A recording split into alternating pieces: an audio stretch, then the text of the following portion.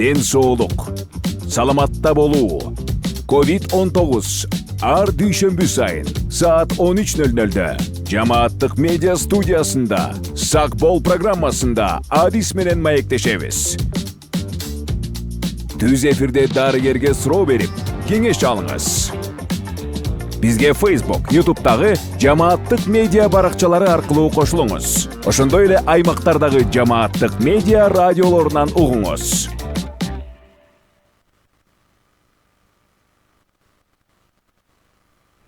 Кутман күнүңүз менен көрөрман жана угарман, сиз Жамааттык медиа студиясында Сак бол программасын көрүп баштадыңыз. Эфирде мен Айгерим Кулатбекова алып баруудамын. Бүгүнкү эфирде биз өспүрүм куракта ден соолукка кам көрүү эмне үчүн маанилүү экенин жана аны кантип туура уюштуруу керектигин дарыгер менен бирге талкуулайбыз. Студиянын мейманы жогорку категориядагы үй бүлөлүк дарыгер Салтанат Исмаилова. Кутман күнүңүз менен. Саламатсызбы? Студияга кош келдиңиз. Алгач өспүрүм эмне үчүн бул куракта ден соолукка кам көрүү маанилүү экенине токтоло кетсеңиз. Чоң рахмат. Бизде медицинада адам баласынын өмүрү өзүнүн баардык жаш курактары менен дүйнөлүк деңгээлде бөлүнөт. Төрөлгөндөн баштап ымыркай кезинен жаш өткөн куракка чейин. Ошонун ичинен бул өспүрүм маалы, өспүрүмдүк кез 13 жаштан 18 жашка чейин өспүрүм мезгили деп аталат. Бул куракта адам баласы абдан көп өзгөрүүлөргө, медициналык жактан дагы, физиологиялык жактан дагы абдан көп өзгөрүүлөргө туш келет. Ошон үчүн бул курак адам баласы үчүн өтө маанилүү. Айтып өтсөк, бул мезгилде адамдын ден соолугунда көп өзгөрүүлөр болот. Анткени адам баласы жеткинчек жаш мезгилден чоң киши курагына өтүү мезгили. Ошол эле убакта физиологиялык жактан, гормоналдык жактан абдан көп өзгөрүүлөр болот. Ошондо балдардын ден соолугуна дагы абдан таасир бере турган учурлар көп кездешет. Бул убакта бул өспүрүм балдардын, кыздардын жүрүм турумунда дагы абдан өзгөрүү болот. Гигиеналык жактан дагы абдан көп башкача, өзүнчө мамиле кыла турган мезгилдер болот. Анткени гормоналдык жактан өзгөрүү болгондуктан кыздар өзүнчө бир назик, өзүлөрүн бир башкача сезе баштайт. Эркек балдар дагы бир башкача учурга туура келет. Алар чоң кишилерге теңелүүгө аракет кылат. Үндөрү өзгөрөт. Организмде гормоналдык жактан өзгөрүү болгондуктан булар өзүн алып жүрүүдө дагы абдан баардык нерсеге тез өзгөчө мамиле кылып, алып жүрүүлөрү абдан өзгөрөт. Ал эми ден соолугунда болсо көп нерселерге требование дейт го орусча. Көп нерселерди организм требует этет. Ошон үчүн ушул жаш куракта жакшы тамактанып, туура күндү туура убактарын туура көңүл буруп, жакшы эс алып, жакшы тамактанып, анан кийин жакшы спорт менен заниматься этип, жүрүм турумдарына үйдө болсо ата-энелер абдан көңүл буруш керек, өзгөчө мамиле кылыш керек. Ушу жана организмдеги муктаждыктар жана аларды туура толтуруу боюнча айтып жатпайсызбы? Мурда ушул атайын бул курактагы балдарды караган дарыгерлер болуп, муну аябай жакшы көзөмөлдөчү учурда андай дарыгерлер жок. Анан негизи кандай көйгөйлөр бар деп ойлойсуз азыркы өспүрүмдөрдө көбүнчө кездешкен? Рахмат. Мурда өспүрүмдөр дарыгери деген болот эле. Баардык поликлиникаларда алар үчүн өзгөчө программалар түзүлүп, өзүнчө профилактикалык осмотрлар жүргүзүлүп, жакшы каралчу. Эми азыр деле ал көйгөйлөр бар, бирок азыр бизде поликлиникада баардык медициналык кароону, профилактика осмотрду ушу үй бүлөлүк дарыгерлерге өткөрүлүп берилген. Ошондуктан өспүрүм убагындагы жаштарды дагы биз үй бүлөлүк дарыгерлер карайбыз. Өспүрүм убагында балдар көбүнчө мектепте болушат. Андан кээ бирөө болсо жанагы техникумдарда болушат. Ал жактарда медициналык кароодо алар азыркы убакта мектептин же болбосо колледж аякта медициналык эмеси бар, штаттар болуш керек, алардын көзөмөлүндө болот. Бирок биз медициналык жактан өспүрүмдөрдү ушу 14-15ке чыкканда сөзсүз ошол окуп аткан жеринде мектепте же болбосо колледжде баардык специалисттер менен барып, жазында күзүндө бир жолу профилактикалык осмотрдон өткөрөбүз. Анализдерин тапшырып, бирсе алар көзөмөлдө болушат. Бул убакта көп көйгөйлөр мугалимдер тарабынан, ата-энелер тарабынан да көп бизге суроолорду беришет. Суроо жаралган себеби өспүрүм убакта балдардын кыздардын өздөрүнүн алып жүрүүсү абдан өзгөрөт. Алар баардык нерсеге кызыгат, баардык нерсенин суроосун алгылары келет, жооп алгылары келет. Бирок андай убактарда эгер ата-эне тараптан, мугалимдер тараптан бир мындай бир курч жоопторду алса, алар башкача жооп берип, өтө курч таасирленип, бир башкача жоруктарга да барышы мүмкүн. Бирок буга баланын өзү күнөөлүү эмес. Бул баланын өзүнүн ден соолугунда, организминде өтүп аткан өткөл мезгил дагы таасир берет. Ошон үчүн аларды туура түшүнүш керек, баардык нерсени туура түшүндүрүп айтыш керек. Экинчиден, бул өспүрүмдөр убагында эс алып, убагында уктап, убагында туруп, убагында тамактанып, туура тамактанып, анан көбүнчө кыймыл аракет спорт менен көбүрөөк аракет кылышса, бул абдан жакшы. Анан азыркы мезгилде бул балдар туура эмес режимди туура эмес колдонушат. Көп укташпайт экен. Түнкү уйку адам үчүн өтө пайдалуу. Кеч жатып, кеч турган, анан могу телефондо, сайттарда кереги жок информацияларды көп алган үчүн балдар ошо көп нерселерге бир башкача таасирленишет да. Ошон үчүн бул жөнүндө ата-энелерге, мугалимдерге айтып эле атабыз, баарыбыз эле ошонусунда иштеп жатабыз. Мисалы ушул курактагы сиз айтып атпайсызбы, ар кайсыл жана кароолорду уюштуруп турабыз депчи. Көп кездешкен атайын бир оорулар же эмненин жетишсиздиги сыяктуу нелер көбүрөөк мүнөздүү болот? Ушул сурооңуз абдан туура болду. Бул өспүрүмдөр убагында көпчө бизге кезигип көйгөй берип аткан, айрыкча кыздардын, өспүрүм кыздардын ичинде аскандуулук абдан көп. Аскандуулукту көп маани бербей коебуз, бирок бул аскандуулук көп нерсеге алып келет.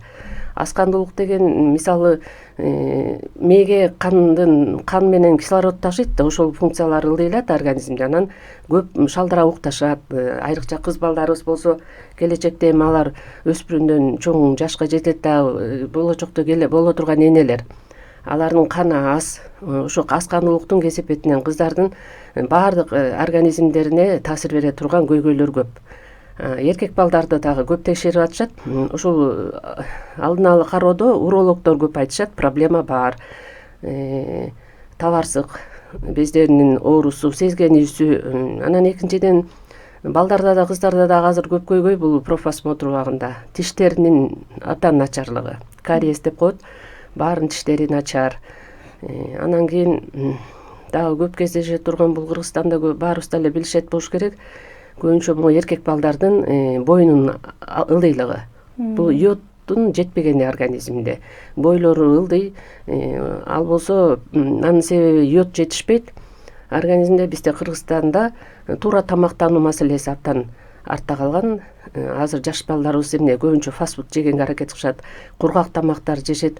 Андай кылбаш керек, жер жемишти көп жеш керек. Йод болсо моурке, балыкта, капустада ошолорду көп болот экен. Ошолорду көбүрөөк жеп, туура тамактанса, бойлору да жакшы өсөт. Кыздарыбызда болсо эт маселеси, этти жешпейт. Темир ошо эт менен фасоль да көп болот тамак ашта.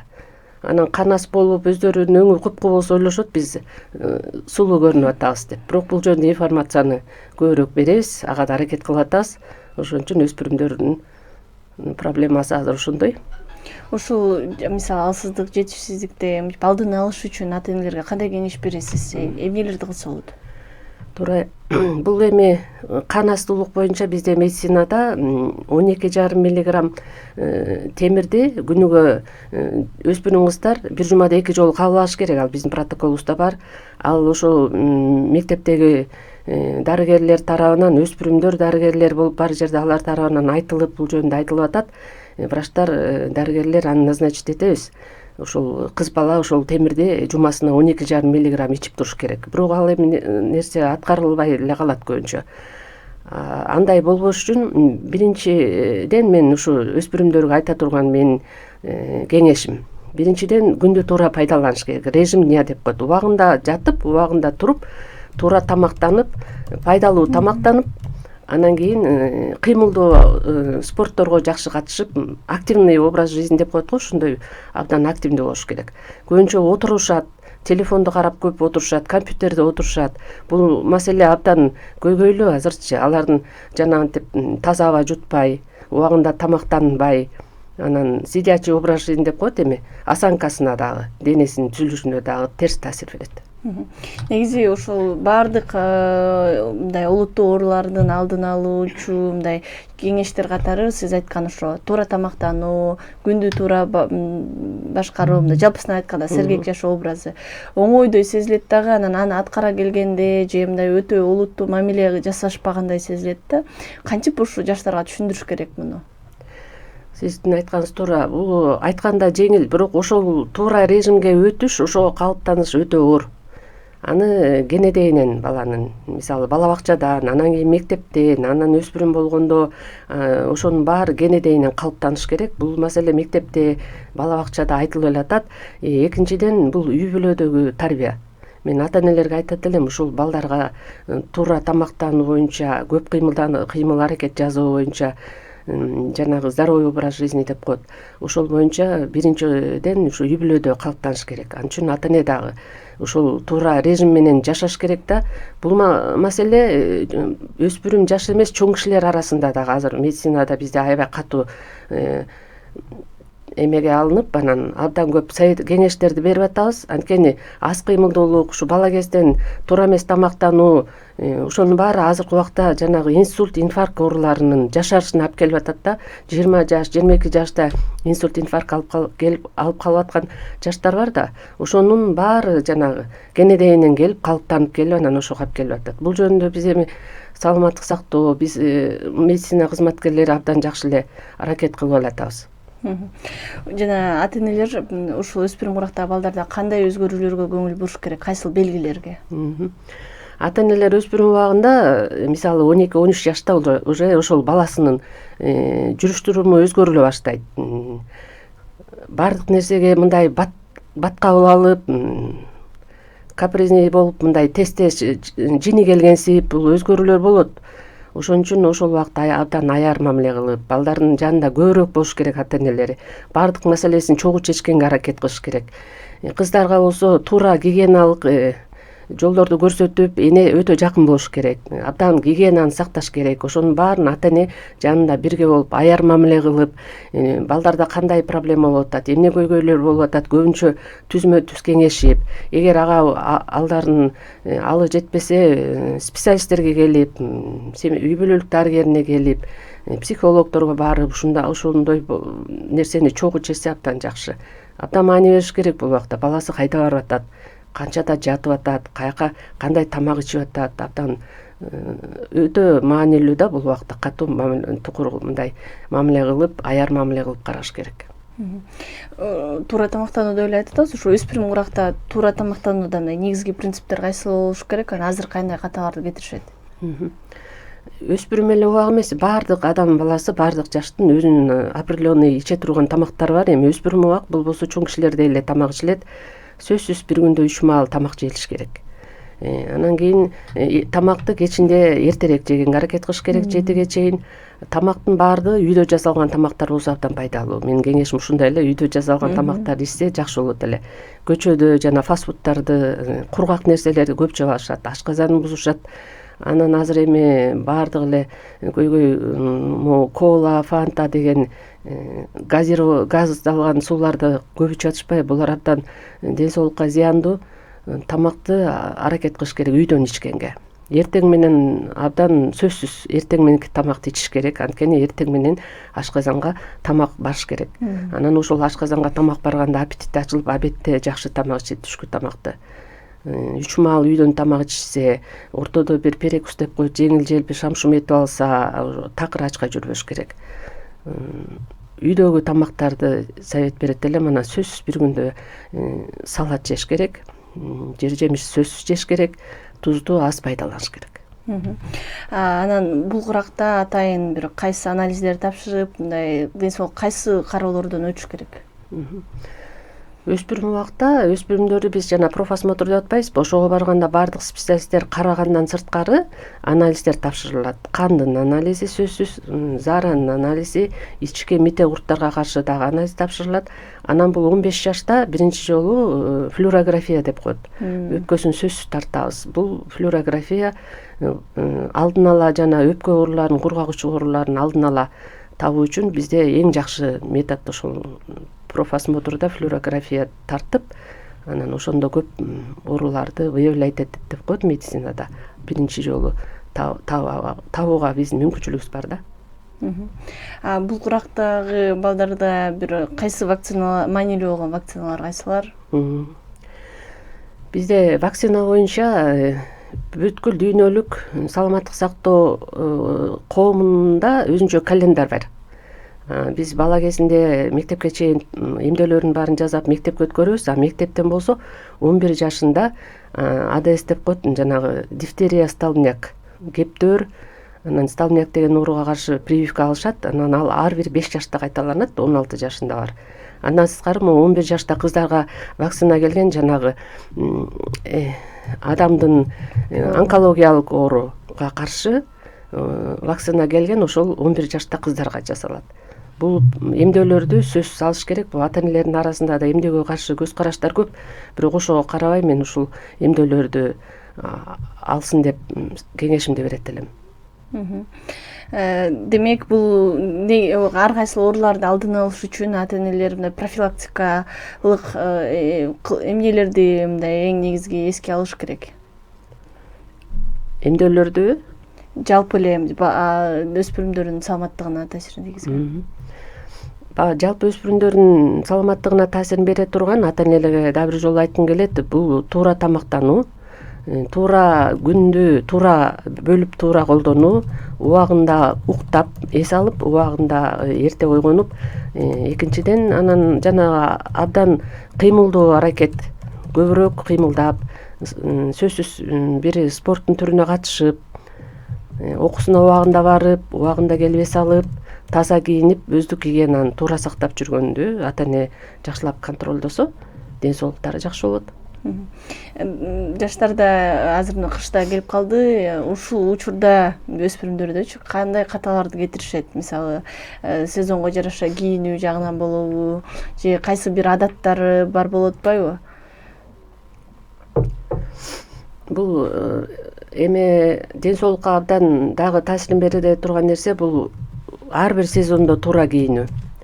Туура кийинип жүрүү, кышкы суукта жылуу кийиниш керек, жайкы ысыкта жеңил кийиниш керек, гигиенаны туура сактап, жуунуу, ар бир жуунуунун өзүнүн алдын гигиенаны сактоонун эрежелери бар, ошолорду сактап, анан кышкысын суук түшүп калганда сөзсүз баш кийим кийип жүрүш керек, суукта кулагы ооруган, азыр гайморит деп коет, мурундун тегерегинде суук тийген оорулар менен абдан көп келет. Ошонун баары өспүрүмдөр башын жууп алып, чачын кургатпай, буттарына жука кийимдерди кийип алып, көчөгө чыгып, азыркы эшикте суукта көптү остановкада кыймылсыз турганда сезген оорулар менен көп келет. Ал жөнүндө ата-энелер кийимдерине дагы маани берсе жакшы.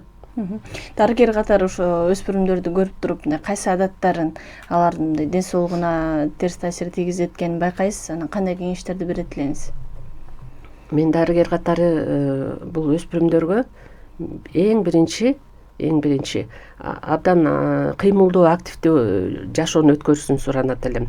Сөз спортко барып, же бассейнге барып, эртең менен бир аз дегенде 40-45 мүнөт чуркап, же тез басуу менен аракет кылса, андан кийин таза жуунуп, эртең мененки тамакты сөзсүз ичишсе, күндүз кечке ачка жүрбөй, же болбосо кургак нерселерди шам-шум этип алып жүргөн дагы туура эмес. Режим менен туура тамактанышын, ошол тамактанууда продукциянын сапатына көңүл буруштарын каалайт элем. Жылуу сезонго жараша туура кийинишин каалайм. Бул интернетте, телефондорду дагы, компьютерде отуруп окугандарга дагы ошол ортосунда перерыв кылып, ошол эле орундан туруп, зарядка, гимнастикаларды жасап, ушундай перерывдарды колдонуп, туура жашоолорун мен каалайт элем да. Ушу жаштар биздин алдыда келечегибиз. Ушул эле жаштар, өспүрүм балдар чоң киши болот. Ошол өспүрүм кыздар болочокто эне болот. Алар ден соолуктуу болсо, кийин алардын балдары да ден соолуктуу болот. Өспүрүмдөргө кандай кеңеш бересиз? Мисалы, өзүндө кандай өзгөрүү болуп атса, эмнелерди өзүнөн байкаса дарыгерге кайрылыш керек? Өспүрүмдөрдүн ден соолугунда өзгөрүү биринчиден эркек балдардын үнү өзгөрөт. Үнү өзгөрүп, мындай характери да өзгөрүшү мүмкүн, тез жини келиши мүмкүн. Эгер өздөрү ушул нерселерди байкап калса, специалистке келип, мисалы үй бүлөлүк дарыгер келсе ал айтып берет. Анан беттерине угри деп коет, ар кайсы жерине угри чыгат. Бул возрастной особенность да, кыздарга да чыгат.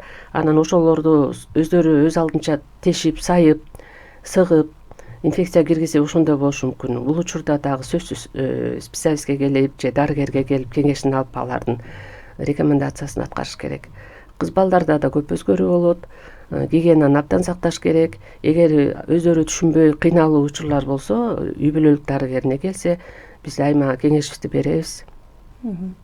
Жана мисалы эмне тынчын алып атса, мындай кооптуу, сөзсүз дароо дарыгерге жүрүп албай, дарыгерге барыш керек болгондо кооптуу белгилерди санап өтсөңүз. Кооптуу белгилер эми бул баттыраак жини келүү болушу мүмкүн да. Тез жини келип, мындай ата эненин да сөзүн укпай, бул именно ошол жанагы өспүрүм мезгилге характерный белги да. Бат чырданып жини келип, бирөөлөр менен урушкусу келген моменттер көп болот. Кыздарда көбүнчө ыйлагысы келип, өзүнчө бир өзүнө өзү жашырынып, көп кишилер менен сүйлөшкүсү келбей, ушундай болот. Анан жана айтып өттүм го, тиги угри депчи, ал абдан көп денесине бүт чыгып кеткенде да тынчын алып аябай кыжырланышат да. Ошондо дагы врачка келиш керек, дарыгерге. Анан туура назначение алып, анан мунун баары өтүп кете турган нерсе. Ошон үчүн айрыкча жаштарда дагы мындай чувство страха деп коет, өздөрүнчө коркуу эмелери болуп калышы мүмкүн. Конфликтный ситуациялар көп болушу мүмкүн. Мектептеби же ушу окаткан жериндеби. Ошонун баарын ушу жаш өспүрүмдөр жашырбай, үйүнө айтып келип, кандай проблема болуп атат, эмне көйгөй болуп атат, ошону ачык айткандары жакшы да. Мунун баары чечиле турган нерсе. Чоң рахмат, бизге берилген убакыт соңуна чыгып калды. Демек, жалпысынан ошол сиз айтып аткан бир психологиялык тынчсыздануу, мисалы ыйлагысы келген ошол белгилер болуп атканда, буларга кайсы бир дары-дармектерди берип, ушул сыяктуу кеңештер керекпи же бул дарыгерге барып ошондо чечилиш керекпи? Булдай учурлар сөзсүз дарыгерге келиш керек, үй бүлөлүк дарыгерге. Үй бүлөлүк дарыгерлер ата энеси менен чогуу туруп, же өзү менен кеңешип, өзүбүздүн протокол боюнча аларга бере турган рекомендациябыз бар. Аны айтып, эгер тагыр эле ал жардам бербей калса, анда специалисттерге жиберебиз. Бирок анын ушу дарыгерге барса эле коркпостон сөзсүз келиш керек. Биз өзүбүздүн кеңешибизди беребиз. Бул дагы бир анын организминдеги дефициттен улам ушундай болуп атабы же бул мындай гормоналдык эле өзгөрүүбү? Бул дефицит деп айта албайбыз, бирок көбүнчө гормоналдык өзгөрүү да, ошол өткөбөл мезгил. Муну үйдө эле мындай жөнгө салуучу, атайын бир мындай жеңилдетүүчү ыкмалар барбы? Албетте бар. Үй бүлөдө жеңилдетүүчүсү ата эненин эле ошо бала менен жакын болушу, жакын отуруп, кеп кеңешин угуп, баланын ичиндеги сырын угуп, аны тынч мындай алдын ала тынчсызданбай тургандай ата эненин кеп кеңеши, ата эненин башынан өткөн ошол периоддогу сезимдерин айтып берсе, абдан жакшы таасир болот. Рахмат, убактыңызды бөлүп угармандарга пайдалуу маалыматтарыңыз менен бөлүшкөнүңүзгө ыраазычылык билдиребиз. Урматтуу Жамааттык медианын көрөрманы жана угарманы, сиз Сак болуу программасынын кезектеги көрсөтүүсүн көрдүңүз. Бул жолу биз өспүрүм курактагы балдардын саламаттыгы тууралуу сүйлөштүк. Студияда мейманда жогорку категориядагы үй бүлөлүк дарыгер Салтанат Исмаилова болду. Эфирди мен Айгерим Кубатбекова алып бардым. Кайрадан эфир аркылуу амандашканча саламатта туруңуз. Ден соолук, саламатта болуу. COVID-19 ар дүйшөмбү сайын саат 13:00-дө Жамааттык медиа студиясында Сак бол программасында адис менен маектешебиз. Түз эфирде дарыгерге суроо берип, кеңеш алыңыз. Бизге Facebook, YouTube'дагы Жамааттык медиа баракчалары аркылуу кошулуңуз. Ошондой эле аймактардагы Жамааттык медиа радиолорунан угуңуз.